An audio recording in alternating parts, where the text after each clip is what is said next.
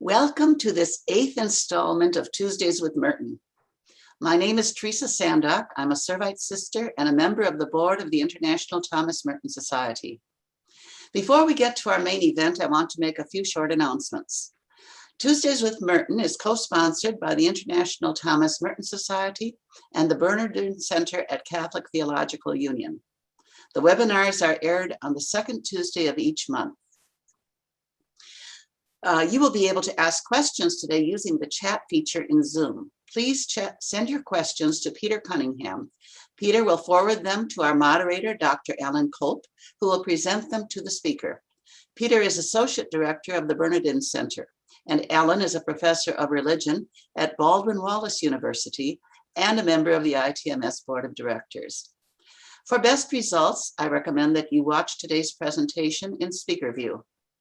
Finally, please note that we are recording this webinar. It will be available on YouTube and as a podcast soon after the live event.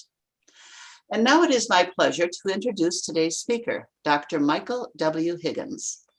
Michael is a native of Toronto, an author, scholar, Vatican Affairs specialist for the Canadian newspaper, The Globe and Mail, papal commentator for the CTV network, CBC radio documentarian, columnist, scholar, educator, and academic administrator. He has served as president and vice chancellor of 2 Canadian Catholic universities and is currently the principal of St. Mark's College and president of Corpus Christi College, both at the University of British Columbia in Vancouver.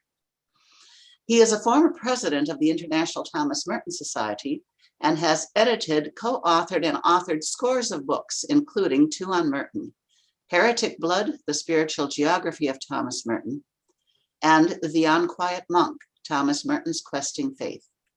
Several of his books have been translated into French, German, Norwegian, and Italian, and many have won awards and been national bestsellers. Over the years, Michael has been a columnist on media matters, literary issues, and American Catholicism for a variety of newspapers, and is a regular contributor to Commonweal, the Literary Review of Canada, and the Tablet of London. He is the recipient of many awards, including 2 honorary doctorates and the 2013 Gold Medal for International Radio Documentaries, awarded by the New York Festivals. He is a senior fellow at Massey College at the University of Toronto, an international fellow of the Chester Ronning Center for Religion and Public Life at the University of Alberta, and an affiliate graduate professor at the Oblate School of Theology in San Antonio, Texas. He is married to Christina, who is a liturgical musician and writer, and they have 4 adult children. What all of these impressive facts do not capture about Michael is his scintillating personality. He is a charming character full of wit and wisdom. If you ever have a chance to sit with him and raise a pint, don't pass it up. And now it is my pleasure to present to you Dr. Michael W. Higgins speaking on Merton and David Jones, Visionaries Both. Michael? Thank you, Teresa. Very, very kind, very warm. Well, folks, I'm going to talk a little bit today about Thomas Merton and David Jones. Merton was born in 1915 and he died in 1968.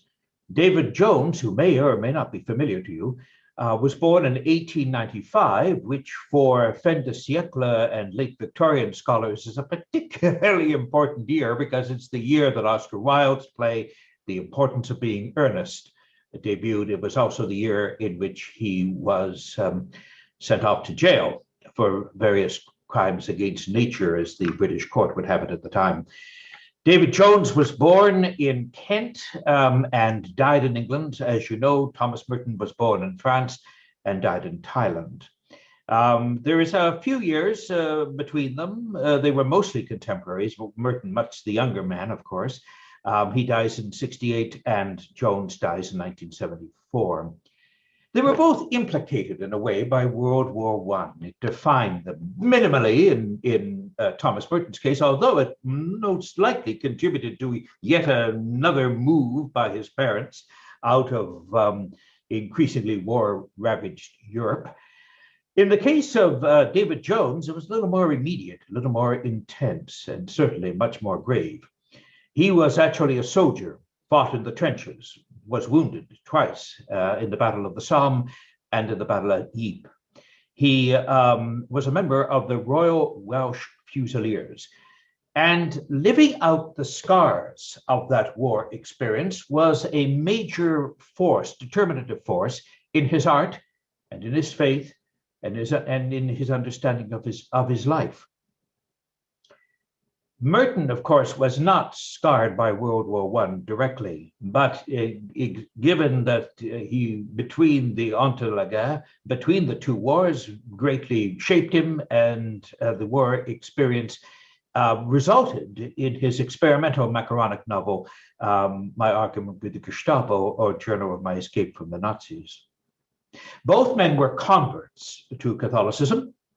Both were poets of both short and epic poems. And very importantly, and I'll be talking about this in conjunction with their literary work, they were both visual artists.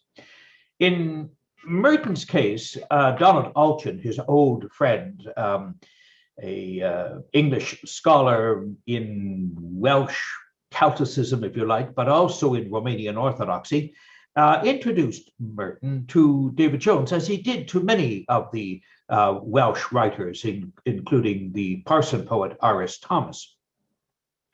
I had the occasion once, when working on a CBC documentary, to actually meet Alchin. He was canon prebendary at Canterbury Cathedral at the time, and a deliciously eccentric and fine gentleman with a formidable memory of all kinds of interesting minutiae and characters.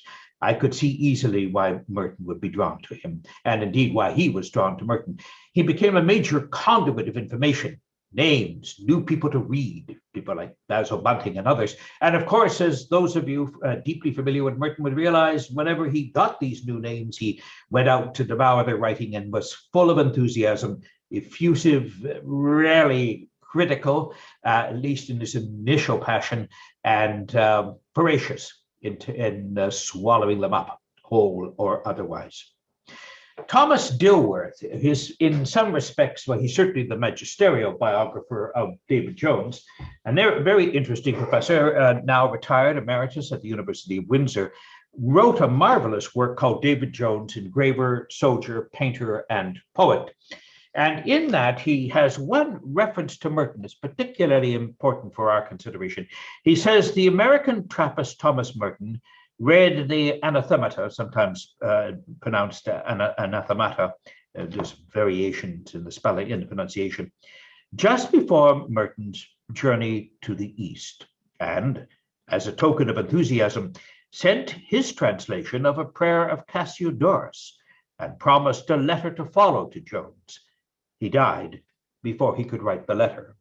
There are some references or allusions to Merton, to Jones in Merton's journals, few, virtually none with regard to Jones. And that's a bit surprising, since there are some wonderful points of convergence around some very interesting books, and I'll light on those shortly. Okay, let's begin. I want to look at Merton and Jones in the context of word and sacrament, because in many ways, these are the fundamental rudiments of the Catholic literary or imaginative tradition. Merton and Jones are both rightly celebrated as Catholic makers of the highest order, albeit a little exotic, eccentric, recondite, but in both cases, I think, legitimately visionary. In other words, they're not your ordinary run-of-the-mill artists. But before I turn my attention to their original and not derivative art, let me situate the context. What is at the heart of a deeply sacramental and deeply incarnational understanding of apprehended reality, of lived reality? What is it in the Catholic imagination that allows for the sacralizing of the ordinary, of the discovery of the numinous in the banal? Well, perhaps it is the Sergei Rachmaninoff virtuoso, concert pianist, and literary wunderkind, Stephen Hough, who put it most arrestingly in the following passage drawn from the Recollections, Pensées, and Intellectual and Cultural Divertimenti, found in his book, Rough Ideas, Reflections on Music and More. Here's what Hough says. Faith does not work directly on materials at hand. Whether I play a good concert tomorrow night or whether settings of religious texts I've written are inspired has nothing to do with whether I prayed before or during the process. This relates to an important insight of Catholic spirituality. The entire material world after the incarnation is now forever infused, perfumed with God. This is a step beyond seeing the goodness of creation. Yes, everything is made by God, but after Christ, all that good matter has had hands of benediction extended over it in a new way. After Emmaus, every crust of bread is sacred. After Cana, all water can become wine. End of quote. The Catholic imagination, then, is shaped by this sacramental perception that I've just read to you by Stephen Hoff, the pianist, of all that is divinity and enmeshed in the human, grace disclosed in nature, all matter suffused with the holy. In addition, the Catholic imagination treasures the word, the majesty of language, its revelatory power, its incantatory potential, and its bold yet humble approximation of logos, or the word. The novelist Toni Morrison, Nobel laureate, wordsmith, and not unfamiliar with Catholicism, underscored the dangers of a mutilated, diminished discourse when she wrote in her 1996 essay, God Language, of her alarm, and I quote, at the debasement of religious language and literature, its cliche-ridden expression, its apathy, its refusal to refuel itself with non-market vocabulary, its substitution of the terminology of popular psychology for philosophical clarity, its patriarchal triumphalism. How can a novelist in a land of plenty render undeserved, limitless love, the one that passeth all understanding, without summoning the consumer pleasure of a lotto win? How does one invoke paradise in an age of theme parks?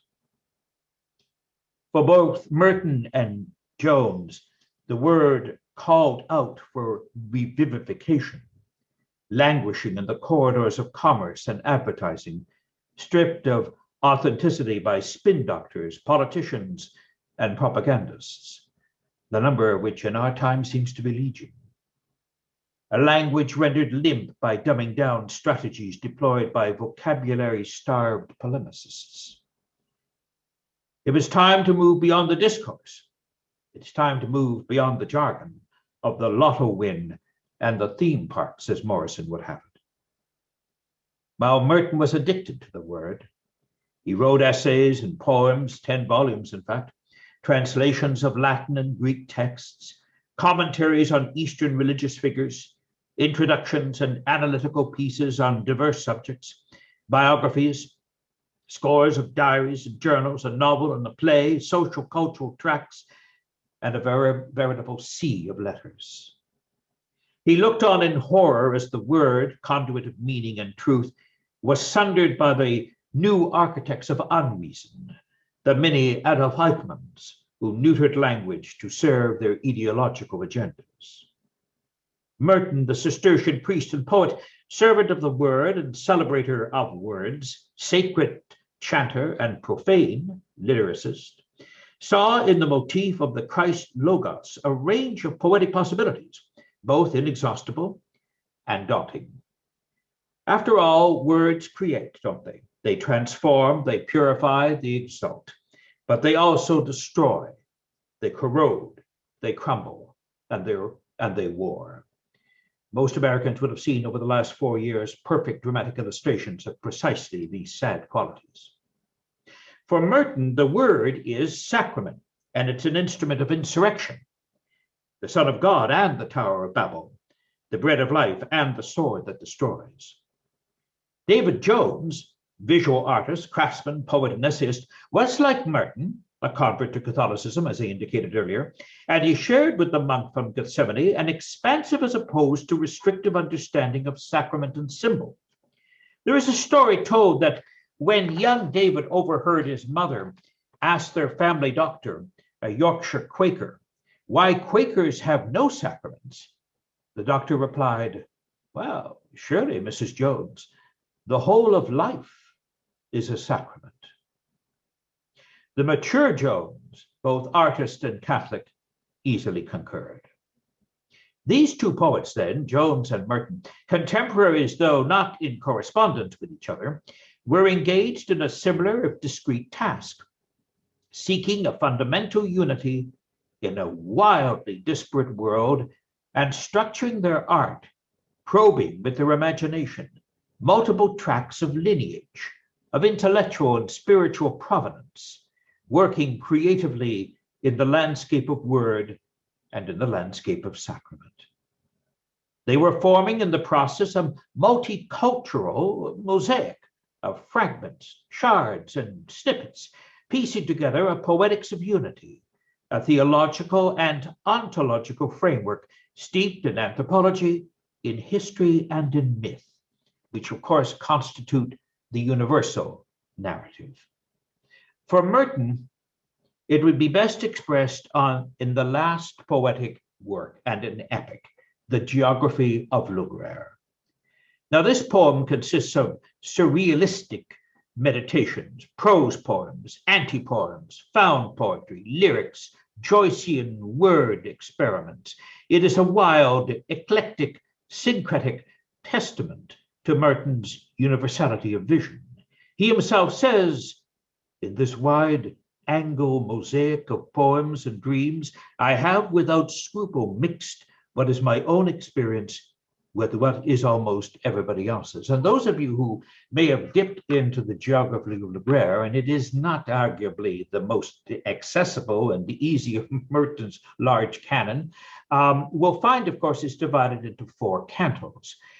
It's a complicated work in that you have to kind of navigate the numerous allusions, many of them anthropological, many of them historical, building on Merton's increasing interest in the disappearing archaic wisdom of cultures that we need to revive in order for our own technocratic culture to flourish, to recover its humanity. Now, in the case of Jones, it's a little different. Let me just get that here. Jones's comparable work is something called the Anathemata, or the Anathemata. It's, if anything, even more dense and complicated than Merton's Geography of Lugraire. For no other reason, the footnotes will exhaust even the most diligent reader.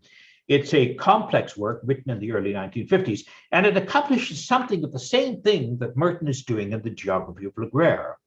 Let me quote just briefly, so you get a taste of the sound of Jones's writing. In his lengthy preface, and it's a lengthy preface, a good chunk of the book, he explains what, in fact, he's going to be doing. This way, it's very much resonant of T.S. Eliot's poem, The Wasteland in the mid-1920s. Here's what Jones says, speaking about the Anathemata. In a sense, the fragments that compose this book are about or around and about, well, matters of all sorts, which by a kind of quasi-free association are apt to stir in my mind at any time, and as often as not, in the time of the Mass. The mental associations, liaisons, meanderings, to and fro, the ambivalences, the asides, the sprawl of the pattern, if pattern there is, these thought trains, or some might reasonably say trains of distraction and inadvertence, have been as often as not initially set in motion, shunted or buffered into near sidings or off to far destinations by some action of word, something seen or heard during the liturgy. The liturgy is so key to understanding Jones that it's hard to appreciate the plenitude of his symbols and his poetic vision without a deep familiarity with Roman Catholic liturgy. A little later on, and again, this is a perfect example of how it links up with Laguerre, he makes the following observation, which I think is pretty apposite. What I have written has no plan, or at least is not planned. If it has a shape, it is chiefly that it returns to its beginning. It has themes, and a theme even if it wanders far. If it has a unity, it is that what goes before conditions, what comes after, and vice versa. Rather, as in a longish conversation between two friends, where one thing leads to another, but should a third party hear fragments of it, he might not know how the talk had passed from the cultivation of cabbages to Melchizedek, king of Salem, though indeed he might guess, which means, I fear, that you won't make much sense of one bit unless you read the lot. And that's pretty well what you have to do. And the same thing with the geography of Laguerre. You have to read the lot. Let it seep into your imagination, not try to figure out every allusion, not try to parse every word. It would be an exhausting exercise and ultimately intellectually defeating. What one first of all has to do is enter into the language, or the language enter into your imagination, carry you with its flow, with its allusions, with its assonances, with its resonances, with its shimmerings. This is important, I think, to consider again, that near the end of their life, well, not quite in the case of Jones, it would be several years before he died, but in the case of Merton, it was, of course, an incomplete fragment, the geography of Laguerre, that these great poetic works tell us something more than just simply the complexity of their mind, more than just simply the highly layered sophistication of their imagination and its refinement. They tell us something about their questing and spiritual turmoil, struggles, and effort to alchemize sacrament, symbol, and image and art into a very important rite of discovery. Merton had read, Merton, so just drawing on this, for Merton, these particular cantos in the geography of Laguerre went to diverse sources, dealing with very interesting histories that go to the heart of anthropology, cultural, social, and political, and allow us to see, for instance, something about the ghost dances, something about the great traditions in Central America that have been destroyed, the Zapotec, the Tolteca, the Mayans. It all an effort to recover those lost voices in which, at one point in Ishi Means Man, he calls archaic wisdom. Well, what Merton is doing, Jones has done already a couple of decades earlier, and it may well be, although we have no evidence of it because he never got a chance to write that letter to Jones that he was going to write because he died in Thailand, that he would have outlined or articulated in detail what it is that his work, the geography of Laguerre, in many ways the culmination of a sophisticated, evolving, but post-lyric poetic, is not dissimilar from the great enterprise that Jones had been engaged in and that received its culmination in 1952. Merton had read the Anathemata, and he noted that in this very Catholic epic, Jones, and I quote, this is what he says in one of his diaries, says everything. It has the sap and solidity of Romanesque sculpture. Well, this might seem a strange excursus to talk of these two poets like Merton and Jones as if they are of rarefied literary interest for our time and acquired taste for scholars and readers of highly elusive modernist poetry with little or no connection with the larger Catholic tradition. But it would be wrong to conclude such. They represent the living fecundity or fertility of Catholic thought, the plenitude of the tradition itself, its deep sources, its compelling vision, because what these two intricate mythopoetic epics, the Anathemata and Laguerre, have in common is the sacramental vision, a vision that both poets inherited from their reading of Jacques Maritain's Art and Scholasticism, a common text, a kind of an text for both of them, wherein they discovered that art is by its nature gratuitous and that the signs and symbols that are its vocabulary invest life with an intellectual and poetical quality, a form of epiphany. Merton and Jones open our minds and our hearts to such epiphanies, to such joy. But they were also visual artists.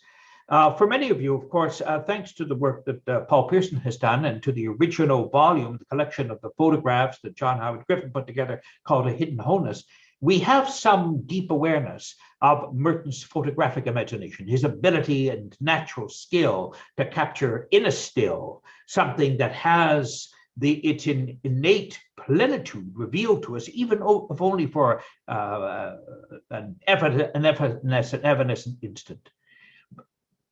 Also, we have his calligraphies. And the people, if you want to put it that way, his book reads on the unspeakable.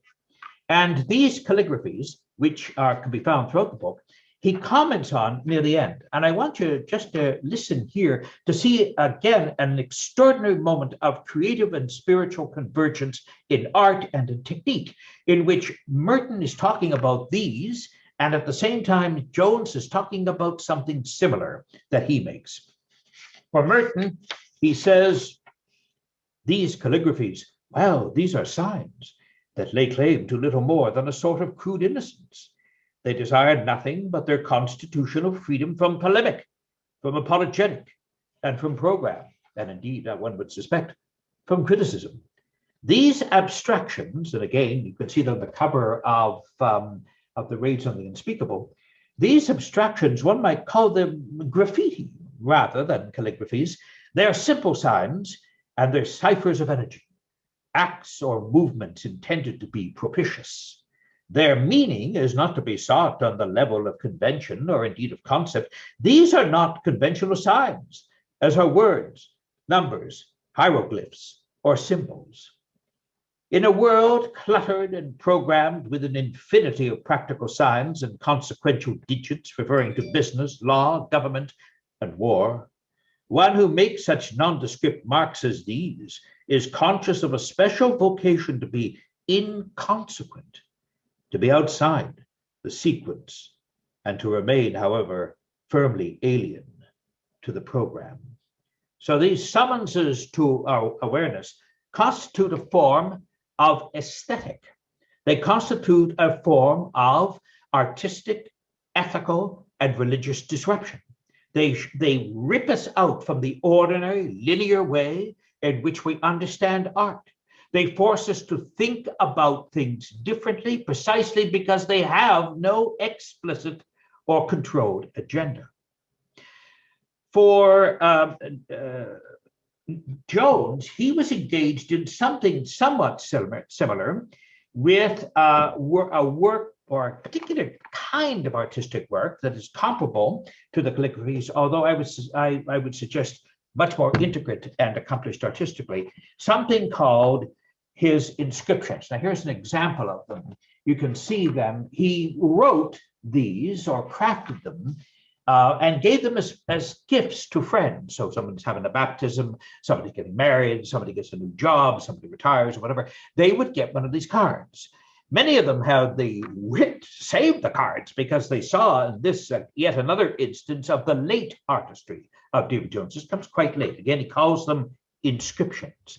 And what they are is, as you would have seen, a careful concatenation, if you like, of words from different languages, the lettering different, Gothic and Roman. He was particularly always drawn to Roman font, always drawn to Roman history, pre-Christian Roman history and Christian Roman history. They're extraordinary. And these inscriptions, again, are ciphers. They're invitations to awareness. They're arresting in their careful and calculated beauty. And it is careful and calculated. Here's what he says about them. Although Jones liked to refer to them as my form of abstraction, almost exactly the same language Merton was using. And so, unlike some of the later figurative drawings that are overburdened with elusive detail, and unlike my fragments of an attempted writing, as I described in the Anathemata, the best are highly compressed works. They're resolved and they're complete unto themselves. They surely count among my finest achievements as a visual artist, and indeed they do. Here's another example of them. And again, you can see the Latin scripting, okay, and also occasionally some Welsh. By suppressing syntax and combining French and English, I understand that I'm going to ensure the reader that the words are in a manner anticipate a polyglot painted inscription itself. The inscribing of these texts are not pre-planned. They're not systematic. I said earlier that there's a calculated artistry to them. That's true, but the intention is not systematic. And in that, again, like Merton's ciphers or his summonses of awareness, his calligraphies. Instead, each one of these inscriptions involves a fresh meditative act that gives rise to variations in the shape and spacing of each letter. And so they're forms, invitations that bring us into the mysterium. And this is quite important for quite a number of reasons, because in these inscriptions, you often also have something that he's doing that you're going to see in the poems, both Merton's poetry and his other writing, particularly his novel, but also in correspondence with Robert Lax. And that is his love of anti-language, his gift for what is called macaronic writing, in which you draw freely from different languages. And one minute you're particularly giddy, and another minute you're dealing with the provenance of a particular word or its root or something. And sometimes you invent the words, they become specific to you, they create a new voice. And in this massive array of attitude and change, sometimes reverential, sometimes not, sometimes giddy, as I said, sometimes with a kind of heavy gravitas, but rarely that, especially in the anti-letters with Robert Lax. It's all fun, sporting, satire, parody, all these things. But what do? They break us out of the ordinary apprehensions, the way we perceive the world in our common conventional mode. They force us to see differently. The inscriptions, like the ciphers or summons of awareness, the calligraphies, the macaronic language, the anti-letters, all this, in a way, suggests a new relationship with the word, with the image, and very importantly, with reality. Merton and Jones open our minds to all these epiphanies. And as strange as it may sound in our utilitarian, frantic, and credential-obsessed times, it is joy that is an essential component of Catholic life and imagination. This joy is not an easy and glib feeling of happiness. It is not a transient glow. It is an intuition, a deep feeling of connectedness with a vital, pulsating tradition. That tradition is encompassing. That tradition is meaning generating. It is holistic. Seamus Heaney, the Irish Nobel laureate in literature, encapsulates it nicely when he says the following, near the end of his life, actually. Catholicism has given me the right to joy. People talk about the effects of a Catholic upbringing in sociological terms, repression, guilt, prudery.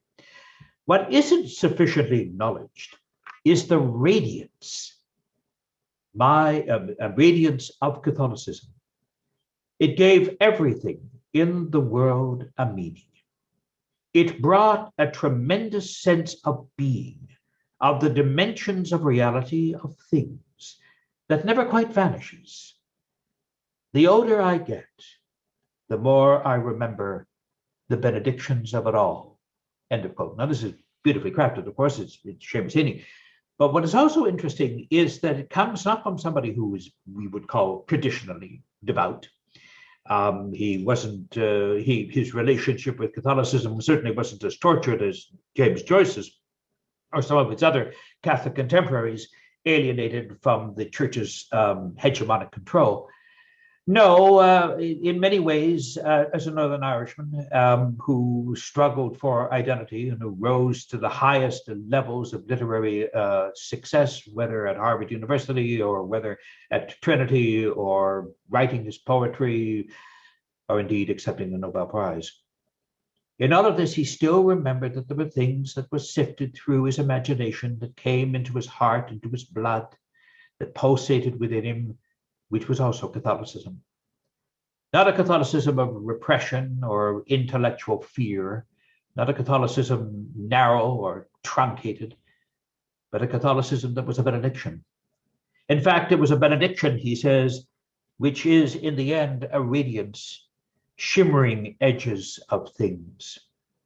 In an important way, Jones and Merton bring us through their own Catholic imagination, through their own visionary, and that's the underlying subtitle of tonight's talk, through their own visionary effort to bring word and language and art and image, the visual with the oral, the great traditions that shape us with the impinging realities of our own time. They bring us carefully, sometimes not so carefully, sometimes grudgingly, sometimes with a certain kind of urgent violence, into a new awareness of the numinous, into a new awareness of our humanity. Isn't in a way that what art does? Take sacrament and word, logos and image, bring them together in an exciting, creative, often unsettling, but always in the end, illuminating fusion. Thank you. Thank you so much for that, Michael.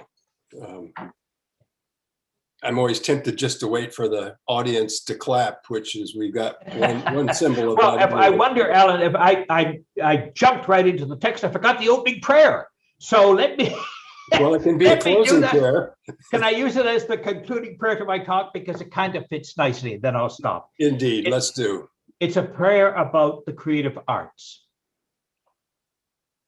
Divine artist, source of all that is beautiful and true, you have given us a world overflowing with light and color, with melody and rhythm, with shapes and textures and movement and story. You have planted in human beings the seeds of creativity and imagination, so that we may respond wholeheartedly to your gifts. Thank you for the work of artists, musicians, and writers who co-create with you to draw our gaze beyond our limited perspective. Thank you for the way in which the arts open our minds and our hearts, leading us closer to you. Help us to use our talents wisely and generously for the good of all, because in the end, may all that we create give glory to you and be a source of our continuous joy. Amen.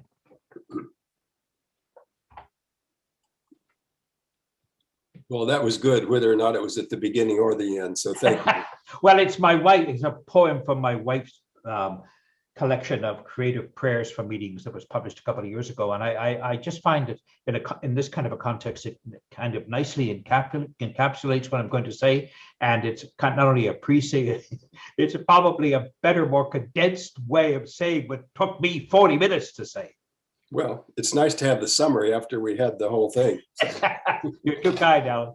I love listening to you, Michael. It's like a linguistic journey into a land of mystery that's simultaneously revealing amazing insights. So I really appreciate it. We have a few questions. And for me, the joy is always trying to figure out which ones to ask in our time. Early on, you said something that piqued my imagination because it's about imagination. And then Bonnie Thurston said in a great quotation, which articulates my question even better. You talked about a Catholic imagination that was shaped by that shapes by sacramental perception. And then I was wondering at that point, and Bonnie asked the question, well, why limit the sacramental imagination to Roman Catholicism? Oh, of course. Wouldn't this be true to all Christian sacramental traditions? Absolutely, particularly those within the identifiable apostolic tradition, certainly in Orthodoxy, Anglicanism, High Lutheranism. There are so many wonderful examples where the sacrament plays this role. I think in the Roman Catholic tradition, which is a little different, is the organic thinking about this, how it's been integrated throughout the centuries, particularly post-Aquinas.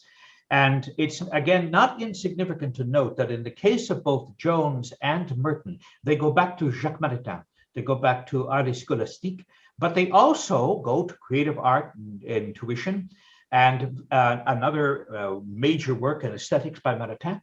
And in the case of Jones, it's especially relevant because here's Merton working with his Thomism, using Maritain's work to help explain Blake when he's working on his master's thesis at Columbia. And of course, he became a great friend with Maritain. I mean, Maritain came to visit him. They shared their work. He helped to translate the poetry of Jacques' mystic wife, Raïssa Maritain. He also translated part of her journal. And when Jacques was prepared to publish his L'Episode de la Garonne, his great attack on the council, really, anti-hardism, Merton tried to mitigate that. And Maritain, of course, went on to, I think, to some degree, rue the fact that he published that, and then the end of his life published a wonderful work on the humanity of Jesus. But what is interesting in this is that the Thomistic connections that Merton has, which he never leaves, by the way, Merton never abandons his Thomism, is at the heart of his philosophical world understanding. What you find in Jones is very much the same, except it's not, although he reads Maritain, it's not so much mediated through Maritain as it's mediated through Eric Gill and that whole Ditchling community of artists and sculptors and weavers and whatnot, a kind of a 20th century Catholic version of William Morris's movement in the late 19th century, the arts and crafts movement, and bringing together philosophy, theology, and the arts, making it. And when in the act of making, drawing on the aesthetics and epistemology of Thomas Aquinas, again, building on how that's been mediated to contemporary audiences through Maritain and to some degree Gilson, but mostly Maritain, gives it a very specific Catholic coloration. But you're absolutely right. You can't limit the sacramental imagination to the Roman dispensation, but the Roman history and its wealth of thinkers and crafters and artists and whatnot give it a special luster, I think. And certainly in the case of Jones and in the case of Merton, it finds special articulation. Great. It's a very long-winded response to the question, but it's a very good question. Well, I always tell people, as long as it's interesting, we'll let you go. Okay. So just so we don't forget it, and I think this is an important one, can you tell us where we would find that poem that you read at the end from your wife? Oh, yes, I'm always happy to do this because I'm not incapable of shameless self-marketing on my own part. So why not include the entire domestic enterprise? It's called Inviting God, Simple Creative Prayers for Meetings by my wife, Christina Higgins. And it's published in Canada by Novalis and in the United States by 23rd Publications. It's done quite well. They're really well-crafted poems, I think, because Christina's own training as she's a classical musician, but also did graduate work in literature. So she brings her literary interests and her musical interests to come together to kind of fuse, I think, quite creatively in the way she's worked out her Ignatian spirituality over the years. And you can see that stamp in this book. Great, thank you. There's another place where you said clearly that joy is central to Catholic life and imagination. And the first thing I remembered was three speakers ago, Christine Boken highlighted joy when she was working with New Seeds of Contemplation. And so it must be true if you and Christina think that's central to Catholic She's life. My mentor. But why joy? Why is joy central to the Catholic life and imagination? And she was quoting some passages from New Seeds, so clearly Merton is on to joy. So can you tell a little about why that theme emerges as central? But I think, of course, joy is, again, not to be confused with something which is giddy and passing and frivolous. And joy is constitutive of life, of the way you perceive your relation to creation. Joy sustains you in times that are not especially objectively joyous, right? But your joy is a perspective. It's a Weltanschauung. It's a worldview, and it's engaged in that special realization of the Felix Culpa, that this is the great failing that actually produces our salvation. that the Paschal mystery is based on a series of stunning paradoxes, that the Christian life and Christian spirituality itself is a form of paradox. Well, one of the ways in which paradox is best communicated is through joy. I mean, if you look at the writings of some of our great Christian writers, and well, C.S. Lewis, of course, talks about surprised by joy, and he means by joy something exactly in the way I'm talking about it, even though it's also it's his wife's name, Joy Davidson. Surprised by joy is a form of divine entry into one's life. I often think of Merton's experience on Fourth and Walnut as a moment when joy showed its face to him. And then becomes a determinative feature of your theological view, of your relationship to the world. That no matter what, how things play out, the turmoil, the turbulence of life and structures and whatnot, you're governed by a perspective which is more transcendental. And I don't mean, again, this to say, it's atemporal, it rejects the world, it's, another variation of contemptus mundi. No, by no means. What it is a principally celebratory approach to life, its gifts, and the gratuity of matter. There are various ways in which we can respond to life, right? And one of them is, of course, is to rejoice, is to celebrate the given, life itself, matter, the richness and plenitude of creation, the surprises that come to us in the sound of a concert, a particular note in a symphony, a particular line in a quartet, any number of different things that surprise us. And I think that's the brilliance of C.S. Lewis's autobiographical title, is we often are surprised by this. We're often surprised by the joy that animates it, that sustains us. So I think joy is grounded in hope, of course. It's grounded in a celebratory approach to life. And you even find it in the darkest places. I mean, some of the really quite remarkable journals that are kept by Jewish mystics and others in concentration camps, in Belsen, in Auschwitz, in Dachau, in any number of these camps, and you often come across particular passages of stunning luminosity. You think, how is it possible to be able to see the light in such oppressive darkness? Well, that's a mode. That's how joy communicates itself. It's a mode of being rather than just some kind of happy feeling. It's a mode of being present to the world. And that's why I think that Aquinas talks about this as well. So it's nothing particularly unique to Merton and Jones, but in their art, they seek to give delight. Joy provides delight. Art delights us. It doesn't cripple us. It doesn't numb us. It delights us. And joy is at the heart of delectation. It's the heart of delight. It's at the heart of celebration. That's what art does. That's great. It provokes me to think that maybe joy is the experience of realized eschatology. So yes, without using that language. Exactly. All right. Here's a really interesting question from Kevin Burns. Can you say more about Jones and Merton's first or home languages and how this perhaps influences their work? Oh, that's an interesting question. You mean in their native tongue? Is that what you mean? That's what I'm taking it. Yes. In both cases, it's English, right? I mean, Merton is born in France, and he becomes, in so many ways, Gallican, right? As we realize again and again, his fluency in the language, his ability to enter into the imagination of the French cultural world, the French intellectual world. Just think of his numerous essays on Camus.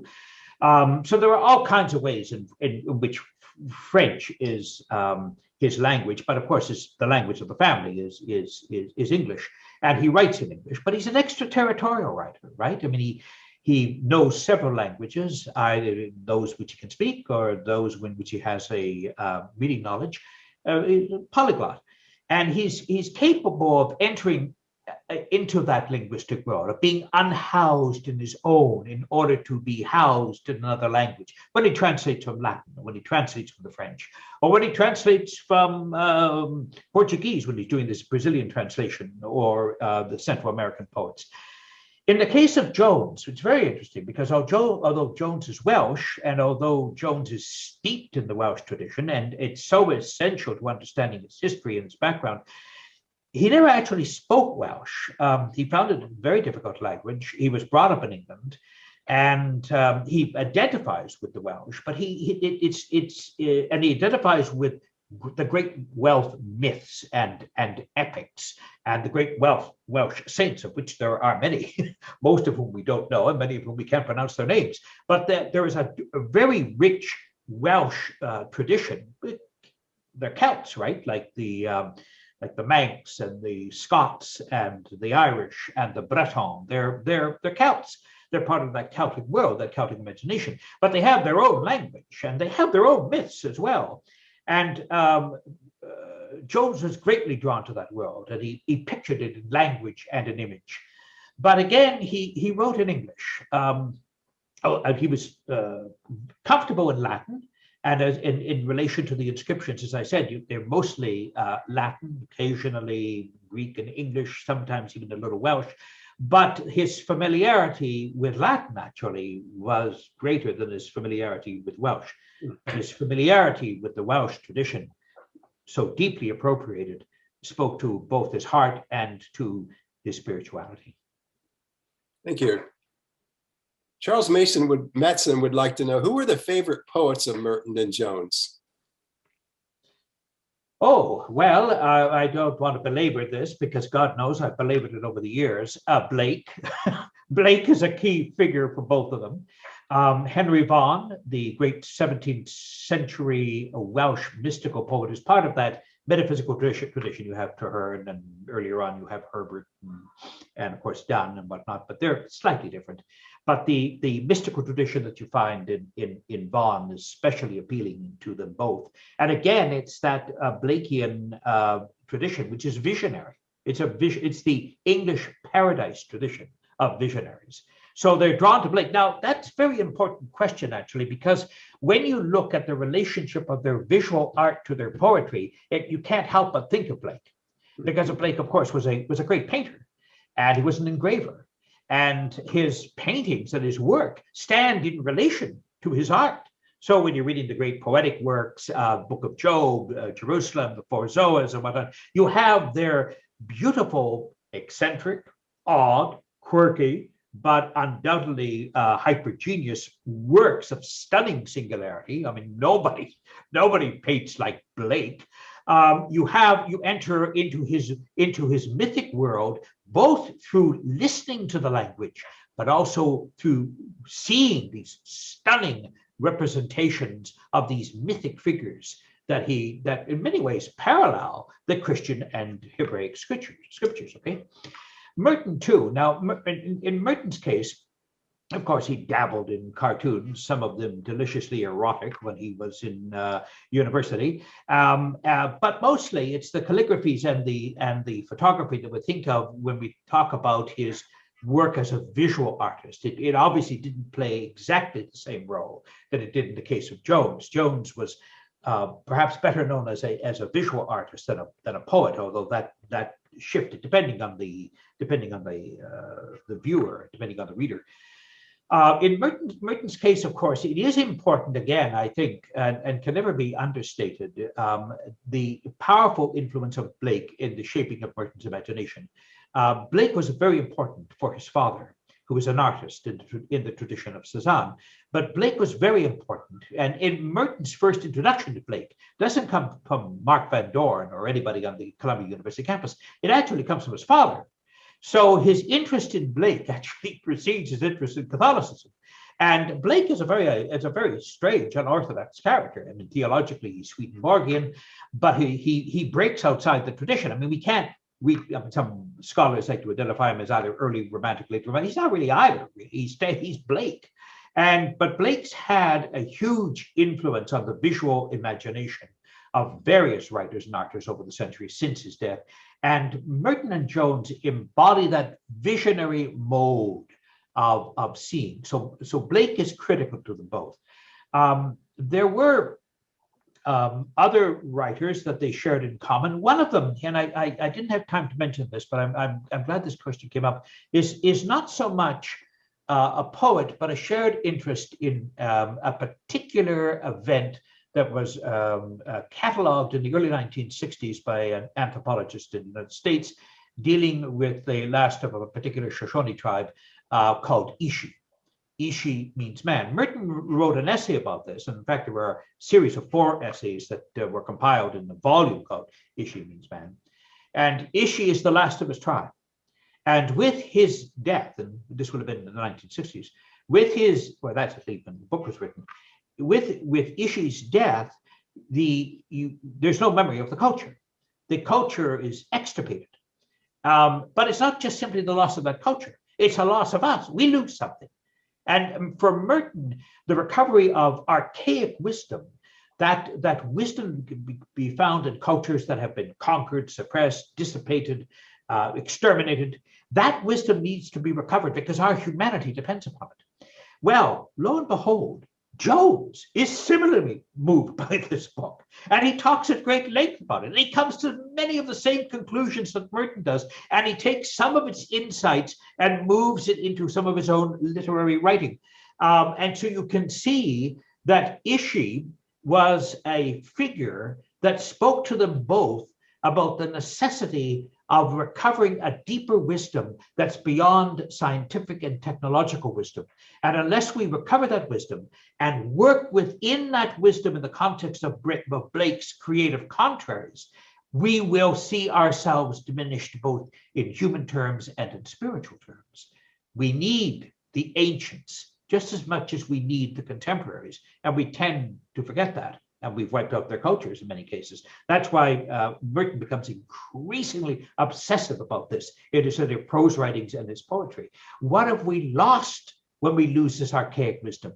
Well, amazingly, almost at the same time, Jones is experiencing the same thing. Okay, so I would say there are various points of convergence. Their love of the great mythical writings, their attraction to certain English writers. Edward Muir, for instance, the great Scots writer, has a particular appeal to both of them. They're again, drawn to some common great iconic figures, if you like, in the Catholic tradition, like Dante. But in both cases, I think, although I've been making, I think, a fairly strong, if not persuasive, but certainly strong case about their Catholic imagination, that Catholic imagination is both with an uppercase and a lowercase c. They saw themselves as any real artist would, dealing with a universal reality rather than any limited one. But you see the universal through, of course, the particular. Thank you. And before I ask my last question, a word of thanks for a tip of the hat to the Yorkshire Quaker doctor who gave a I figured you would get that one. As a lifelong Quaker, I put that in there for you, Alan. To the Quaker view on sacramental theology. So intrigued by the idea, at one point you talked about letting language into the imagination. And I wondered, is that like the Lectio Divina in any sense? Letting language into imagination? Well, Does that relate to Lectio Divina?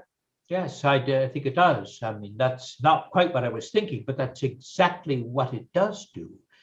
I mean, we don't take a language, I think, as seriously as we should until we realize how it's been corrupted. I don't want to get particularly political, but being an outsider, even though I lived in the United States for over 10 years, I'm kind of also part of the American experience, I like to think.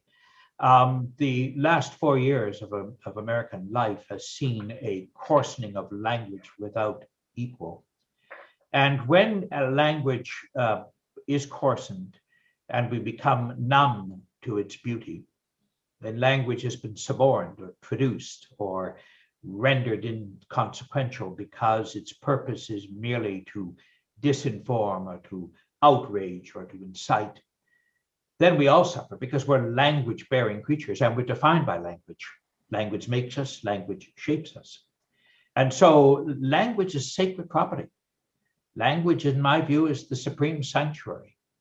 When you destroy or you corrupt language, then all the other values so deeply dependent upon right flourishing and social harmony crumble with it. Democracy, it depends on the right use of language, on the right making of language. And when that disappears, then the clouds, the darkest of clouds, settle in. I think Merton and Jones saw that in their own time. They saw what happens when a language is corroded from within, when it's suborned to use for some other devious purpose, when language becomes the enemy of truth. And I think as a consequence, language for them, art for them is a way of purging that and recovering something again of the joy of language. Don't we delight when we hear somebody use language beautifully? Think of the extraordinary rhetoric of a Winston Churchill in the British Parliament during the war years. We're all stunned by the power of that language. Or Abraham Lincoln in his great address. Okay, the language moves us, not just simply in the terms of its delivery, but in the concatenation of words, in the crafting of that language. Because language is an art. And then we are persuaded, we're deeply moved by that. The absolute opposite of that is language that can incite, arouse, appeal to our more base instincts.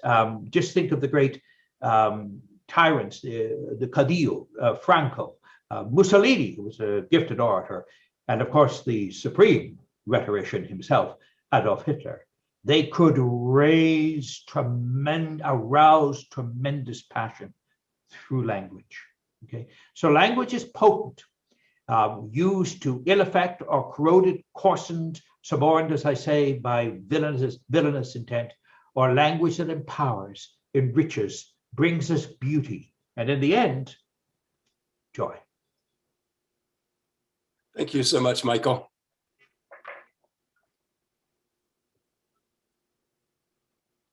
My pleasure. It's all yours, Teresa. All right. Thank you, Ellen. And thank you so much, Michael. I was very moved by the art of your own language, and I realized I didn't say in my introduction how remarkably eloquent and erudite you are, but people who have listened to you this evening know that for themselves now. I want to thank you then for being with us and giving us so much to think about. I want to thank Peter Cunningham at the Bernardin Center at Catholic Theological Union for providing technical support. And Peter was assisted by Franciscan Father Dan Horan, a theologian at CTU and an ITMS board member. Thanks also to Ellen Culp for so masterfully moderating the questions, to Bob Grip, who posts the webinars on YouTube, and to Mark Mead, who makes them available as podcasts. You can find links to the recordings of previous webinars at merton.org/ITMS. Peter put that up for you in the chat earlier. There you will also find information about the International Thomas Merton Society. And if you're not already a member, we invite you to consider joining. Registration is now open for the June 8th webinar, which will feature the renowned peace activist, Jim Forrest, who counted among his personal friends Thomas Merton and Dorothy Day. The title of Jim's talk is An Army That Sheds No Blood, Thomas Merton's Response to War. So now, goodbye, stay safe, and we look forward to seeing you in June.